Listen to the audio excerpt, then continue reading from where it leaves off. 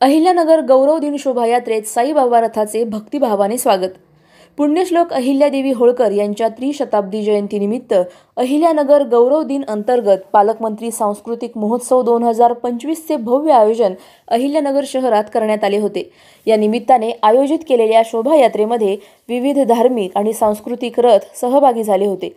या शोभायात्रेचे विशेष आकर्षण ठरले माजी नगरसेवक धनंजय जाधव यांच्या संकल्पनेतून साई द्वारका ट्रस्ट व साईदास परिवार यांच्यातर्फे साकारलेला श्री साईबाबांचा रथ। या पवित्र रथाचे दिल्ली गेट येथे माजी खासदार डॉक्टर सुजय विखे आणि आमदार संग्राम जगताप यांनी स्वागत करून दर्शन घेतले।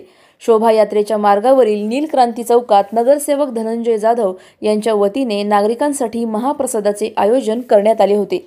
या महाप्रसाद वाटपाची सुरुवात डॉक्टर सुजय विखे, आमदार संग्राम जगताप आणि धनश्रीताई विखे यांच्या हस्ते करण्यात आली। यावेळी साई द्वारका ट्रस्ट आणि साईदास परिवाराचे सेवेकरी माजी नगरसेवक निखिल वारे, भाऊ बोरुडे, माजी महापौर बाबासाहेब वाकळे तसेच अनेक मान्यवर व भाविक मोठ्या संख्येने उपस्थित होते। अहिल्यादेवी गौरव दिनानिमित्त शहरामधून निघालेली ती भव्य अशी शोभायात्रा आहे।